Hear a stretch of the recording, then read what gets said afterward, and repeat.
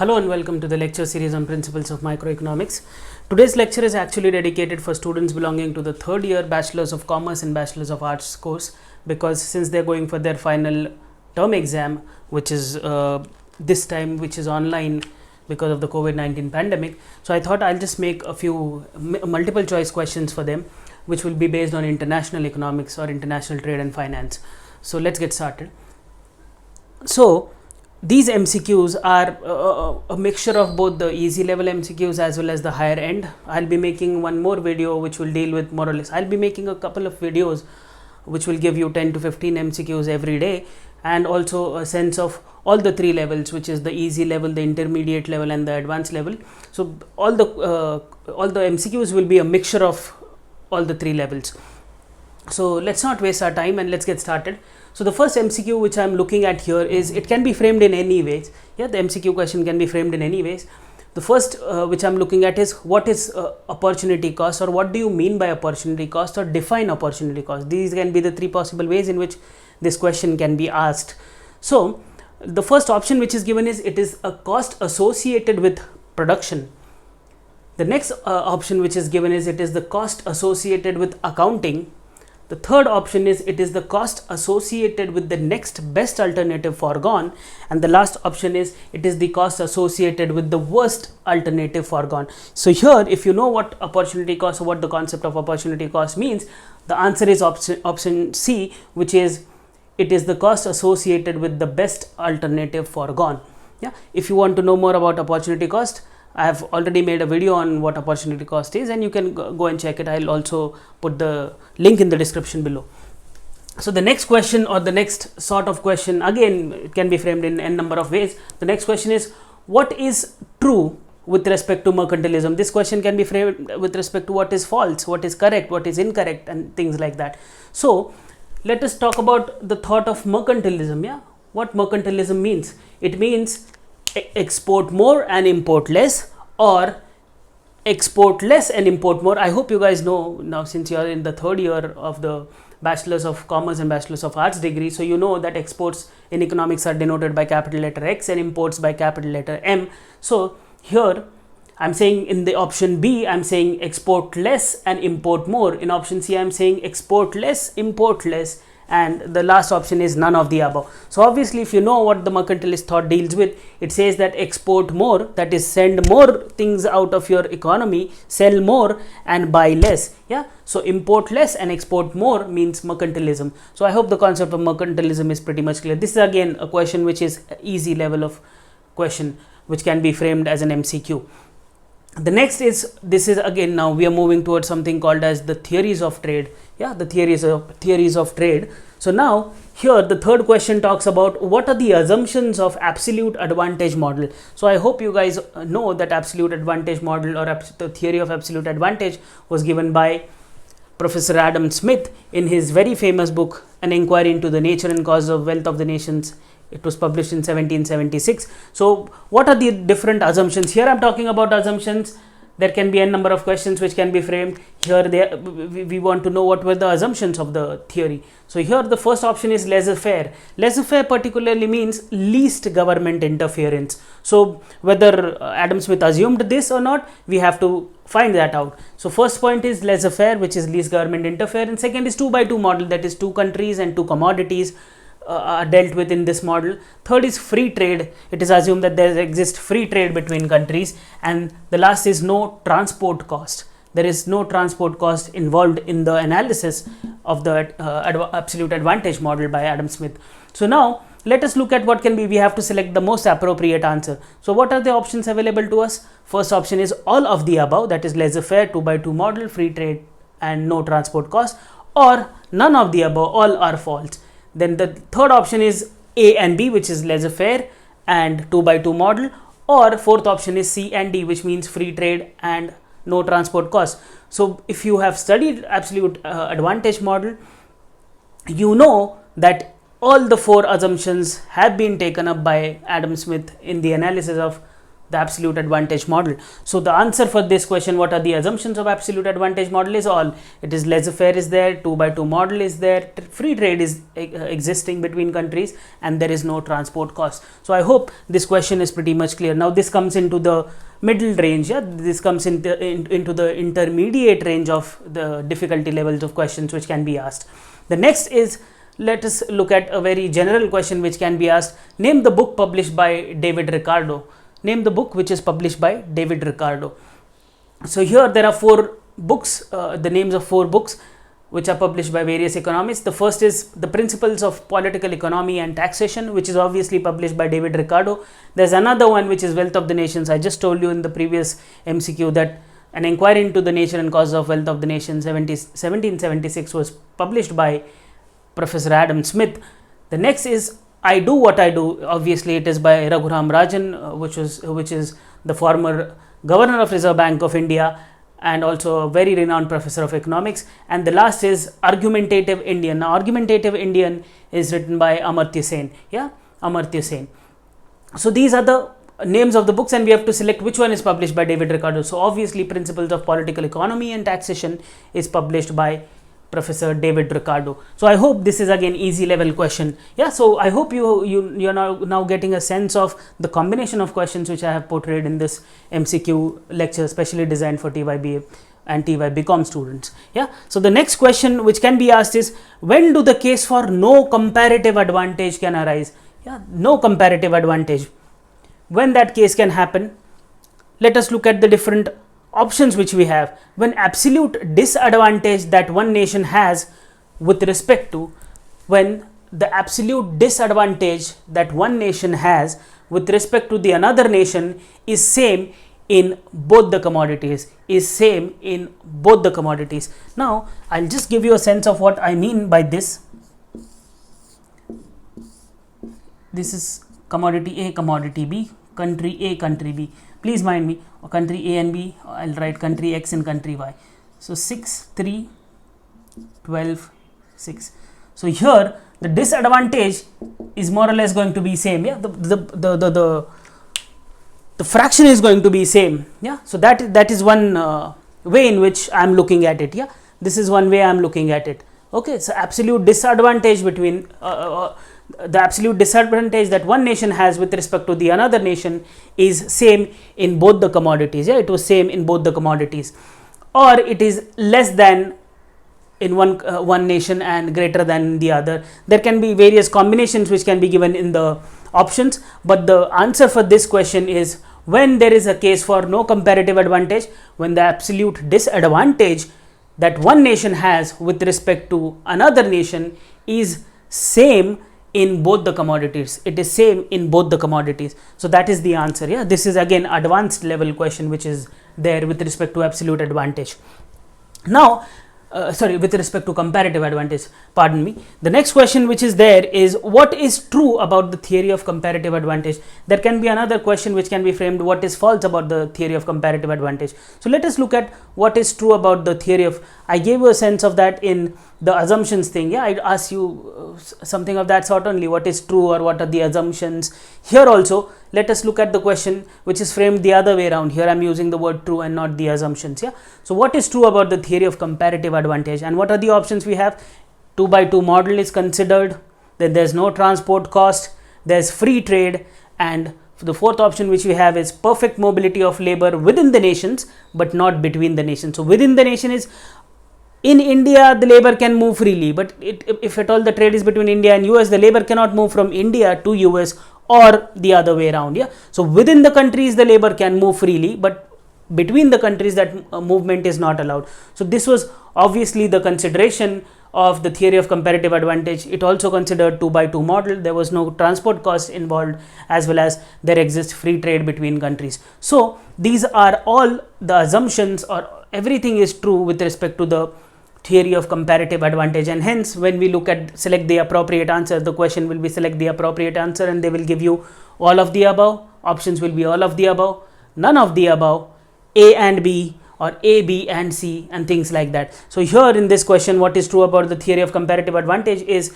yes, it dealt with 2x2 model, Yes, there was no transport cost. Yes, there was free trade. And yes, there was perfect mobility of labor within the country, but not between the countries. So the answer is all of the above options. Yeah, all of the above options which we have. Now, so this is again an advanced level question which was asked here. Now let us look at another easy question which can be probably asked in the MCQs type of question is who propounded the opportunity cost theory? Who propounded the opportunity cost theory? I am talking about opportunity cost theory. And the options are G. Herberler, Adam Smith, John Maynard Keynes and David Ricardo. So here the option is G. Herberler. He was the one who came up with something called as the opportunity cost theory. So he was the one who came up with opportunity cost theory. Now, so I hope such questions will obviously come into the easy segment of the MCQs paper. So I hope that is pretty much clear. Opportunity cost theory was given by G. Herberler. Yeah, Herberler. That is the spelling of it. The next question is, now let us look at the next question, which is again a very difficult question which may reflect in your papers. What is the equilibrium condition? Here I am talking about what is the equilibrium condition under varying opportunity costs. Here there are two important words which you should mark. Here I am talking about equilibrium condition under varying opportunity costs. So now the options given to us is the marginal rate of transformation between x and y is equal to the price ratio, which is price of x to the price of y ratio. Yeah. So this is one condition. The other is the marginal rate of transformation between x and y is equal to the inverse they have taken now, price of y to price of x. Then the next option which we have is marginal rate of transformation between x and y is equal to the product of the prices of good x and y, which is px into py, or none of the above. So here the equilibrium condition under varying opportunity costs, what is the condition? The condition is marginal rate of transformation between x and y should be equal to price of x upon price of y. Yeah, so that is the answer for this. The equilibrium condition under varying opportunity cost, the answer is marginal rate of transformation between x and y should be equal to price of x to price of y. Yeah, so let us move to the next question. I hope that is pretty much clear to you. Now again, an important theory or model in international economics is the Heckscher-Ohlin model or HO model, which is very popular in international trade and finance. Yeah.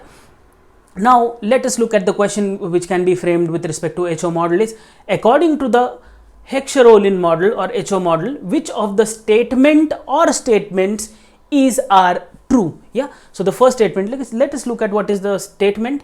The first statement is different regions or countries have different factor endowments. This is the first statement which we have. The second is different goods require different factors, different factor proportions. Yeah, different mix of factors to produce. Yeah. So now what we have to do is we have to select the appropriate answer or select the best option, things like that. The questions will be framed in that manner. Yeah. So now here the option A is both statement 1 and 2. The second option is statement 1 alone, because here we have asked what is true. So mind you, you have to make sure that you underline certain keywords whenever you solve MCQ papers. So now here what they have asked is what is true with respect to HO model. So the first statement and the second statement. The first option which is given to us is both 1 and 2 are true. Then second is only 1 is true. The third option is 2 alone is true. And the third is none of the above. Both are false. Yeah, both are false. So now here, according to the HO model, both the statements are true. That is, different countries have different factor endowments. Yeah, different factor endowments, as well as different countries require different factor proportions for the production process. So I hope this point is pretty much clear. Now this is again a question which can be asked in the advanced level of MCQs. Yeah, advanced level of MCQs. Now let us move to another question from the HO model itself. Now let us see what the next question says. The next question says that according to the HO model, when will the country not gain from trade? Here I am saying not gain from trade. Yeah, not gain from trade. When the country will not gain from trade, that is a case for no comparative advantage. Yeah, a case for no comparative advantage at all. Yeah, so when that will happen, so let us look at the options which we have. That is price ratios, that is price of capital to price of labor in country A is equal to price of capital to price of labor in country B. The second option is again the ratios Pk by Pl in country A is not equal to Pk by Pl in country B. C is none of the above. D might be something greater than or less than between the two ratios, yeah, between the countries. So now here our correct answer or correct option is this. Yeah, the option A is correct, whereas Pk by Pl in country A is equal to Pk by Pl in country B. This is the case for no gains from trade. Yeah, no gains from trade. So I hope this point is pretty much clear. This is again an advanced level MCQ which can be asked or may reflect in the MCQs which the university might give you. Now let us look into something called as gains in greater details. What are the different types? Yeah, what are the different types? Now the question can be, what do you mean by, the next MCQ is about gains. The question can be, what do you mean by static gains? What do you mean by what do you mean by static gains, or what are static gains? Explain static gains and things like that. So question can be framed in a number of ways. Yeah. So now let us look at what are the options which we have. Static gains are those gains which means increase in welfare of the people of the trading nations. It increases the welfare of the people of trading nations because of the optimum use of factor endowments, because of the optimum use of factor endowments. This is if at all there is an increase in the welfare of the people of the trading nations, yeah, because of the proper or fuller utilization or optimum utilization of their underlying factor endowments, that is called as static gains. That is called as static gains. Now this can be given, instead of increase they can use decrease, yeah, or they will say that there is no change in the welfare of the people. Yeah, they might give you none of the above as the answer. But here when we know, or when you know that the concept of static gains means what, you will easily gauge out the correct answer. So here the correct answer is increase in the welfare of the trading nations because of the optimum use of factor endowments by the nations. Yeah, by the nations. So this is what static gains particularly means. Here please give importance to words like people of the trading nations and not of the entire humanity. They might, yeah, they might bluff you with something else as well. Yeah, they might use of the world and not between trading, not the people of the trading nations. So please be careful while you read the options, because that is a trick which can be used to make an MCQ easy, intermediate and difficult. Just change the words which you give in the options. So I hope this is pretty much clear. This is again static gains and dynamic gains. Concept is into the intermediate level of the MCQs as far as the difficulty is concerned. Now let us look at the next question, which is dynamic gains. Yeah, dynamic gains. I told you we are into gains now, static gains and dynamic gains. Now let us see, this question can be asked as, what do you mean by, explain, define. It can be in any format. Yeah. So now dynamic gains means the contribution which trade makes to the overall economic growth, to the overall economic growth of the country. Yeah. So any contribution which the trade is going to make between the nations, which will make sure that there is overall growth of economic growth, overall economic growth of the country, that particularly means dynamic gains. Yeah, that particularly means dynamic gains. Now they might bluff you with gains to only one country, yeah, or they might use the word gains to humanity, yeah, or they might talk about overall social growth, yeah, not economic growth. So you have to be very careful when you read the options. They might bluff you with such words. So if at all you know the concept of what dynamic gains means, you will in split second able to understand or gauge the right answer. Yeah. So here, what do you mean by dynamic gains? Dynamic gains are the contributions which trade makes to the overall economic growth of the country, to the overall economic growth of the country. So I hope the concept of dynamic gains is pretty much clear. Again, an intermediate level question which can be made difficult with the use of words to bluff you. Yeah. So this is again an important question as far as MCQs on international economics is concerned. And the last question in this lecture which I'll be talking about is, who propounded the theory of reciprocal demand? Who propounded the theory of reciprocal demand? And the names are J.S. Mill, John Maynard Keynes, Adam Smith and Amartya Sen. So the answer is J.S. Mill. So yeah, so these were the MCQ questions which I thought would help you guys for your final exams, which are due probably in October, first week or the second week of October. So I'll be making more of these questions based on different chapters. This was from the initial introductory part. So please stay tuned, and this will obviously, I hope this will obviously help you guys probably in scoring good marks as far as the university exams are concerned, and also understand international economics from a very different perspective, from the perspective of multiple choice questions. Yeah, thank you so much.